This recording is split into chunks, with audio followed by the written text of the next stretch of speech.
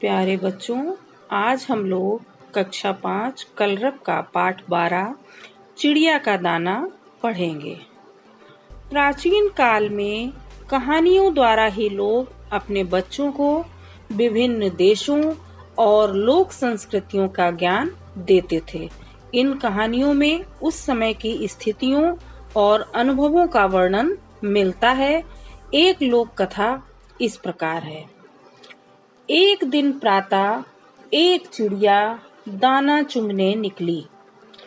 खेत में उसे मटर का एक दाना पड़ा मिला। वो उसे उठा लाई और बहुत खुश हुई।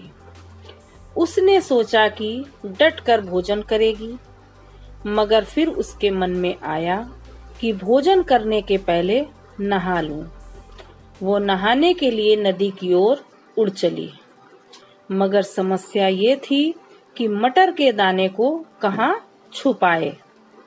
इसे जमीन पर ही छोड़ दे तो चींटियां खा जाएंगी या कोई और पक्षी ले उड़ेगा। उसने मटर के दाने को पुल की मेड़ पर रख दिया और उसकी मरम्मत कर रहे एक बढ़ई से कहा, भैया जरा इसे देखते रहना। चिड़िया ने नदी से लौटकर बढ़ई से पूछा तो वह बोला, मैं तुम्हारा नौकर थोड़े ही हूँ, मुझे तो सरकार से वेतन मिलता है। तुम्हारा मटर का दाना गिर गया होगा। चिड़िया बहुत निराश हुई। उसे लगा कि दूसरे पक्षी भी अपने घोंसलों से निकल चुके हैं और उन्होंने उस दाने को खा लिया होगा। वो सोच ही रही थी कि एक सिपाही उधर से निकला। वह उसके पास गई और बोली, सिपाही जी, एक गरीब चिड़िया की मदद कीजिए। मेरा मटर का दाना कहीं गुम हो गया है। एक बढ़ई पुल की मरम्मत कर रहा था। मैंने उससे कहा कि दाने का ध्यान रखें, लेकिन उसने या तो दाना चुरा लिया है अथवा वो कहीं गिर गया है। सिपाही बोला, ए घमंडी चिड़िया, तेरी ये मजाल कि मुझे जाते हुए रोके। मेरा काम कानून और शांति बनाए रखना है। उसी की मुझे तनख्वाह मिलती है। तुम मरो या जियो, मुझे इससे क्या। चिड़िया को डांट पड़ी तो वह डर गई। तभी उधर से एक थानेदार निकला। उसने उसे रोका। किसने? चिड़िया ने। और सारी कहानी बताकर कहा, थानेदार जी, क्या आप मुझ गरीब की सहायता नहीं करेंगे? थानेदार दहाड़ा, तुम्हारी ये हिम्मत कि मुझे रोक रही हो? जानती नहीं, मंत्री जी दौरे पर आ रहे हैं और मुझे सारा बंदोबस्त करना है। उन्होंने मेरे काम को पसंद न किया तो मेरी तरक्की कैसे होगी? तुम्हारा मटर का दाना खो गया है तो मुझे क्या? ये कहकर थानेदार भी चल दिया। चिड़िया सोचने लगी कि ये कैसा देश है जहाँ लोग इतने स्वार्थी हैं कि किसी और की समस्या की जरा भी चिंता नहीं करते। वो ये सोच ही रही थी कि उसे घोड़े पर सवार मंत्री आता दिखाई दिया। उसने उसे रोका और बोली, मंत्री जी, क्या आप मुझ गरीब पर दया नहीं करेंगे? मेरा मटर का दाना गुम हो गया है और इधर से जितने भी सरकारी कर्मचारी निकले वो मेरी सहायता करने से इनकार कर रहे हैं।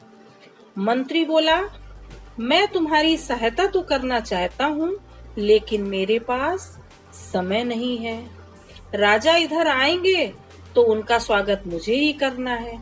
ये कहकर मंत्री जी भी वहां से खिसक लिए। चिड़िया को इस बात से खुशी हुई कि किसी ने उसे भलमन साहस से बात तो की। वो सोच ही रही थी कि इतने में स्वयं राजा हाथी पर सवार होकर उधर से निकला। चिड़िया ने उसे रोका और बोली, राजा जी, आप तो इस देश के मालिक हैं, क्या आप मेरी सहायता करेंगे? राजा को ये बात अच्छी नहीं लगी कि कोई छोटी सी चिड़िया ऐसी धृष्टता करे। वो तो अपनी प्रजा को दर्शन देने जा रहा था और चिड़िया उसे रोक रही थी। उसने चिड़िया की किसी बात का उत्तर नहीं दिया। राजा का अंगरक्षक चिल्लाया, हट जाओ, और राजा का हाथी चल दिया। अब चिड़िया को विश्वास हो गया कि कुछ नहीं हो सकता। वो सोचने लगी कि राजा से बड़ा कौन है। ऐसे क्रूर राजा के रहते मैं अपना मटर का दाना छोड़कर नहाने क्यों गई। सोचती हुई वो निराश बैठी थी कि उसने देखा एक चींटी जा रही है। उसने जाकर चींटी को सारी कहानी बताई। चींटी बोली, बहन मैं अभी जाती हूँ। चींटी हाथी के पास गई और उसके कान में बोली, तुमने सुना ही होगा कि चिड़िया ने राजा से क्या कहा।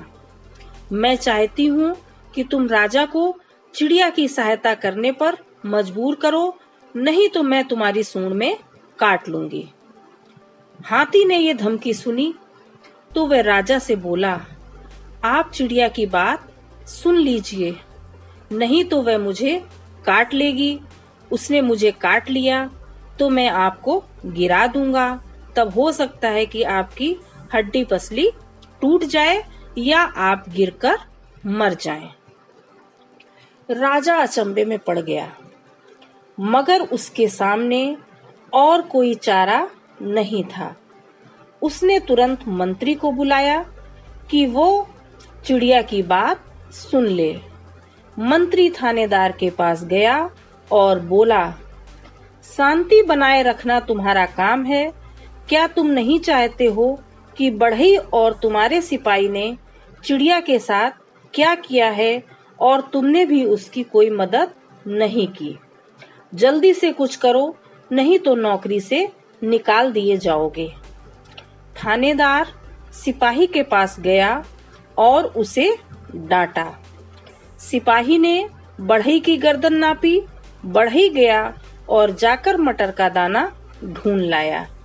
अब चिड़िया ने खूब छक्कर भोजन किया।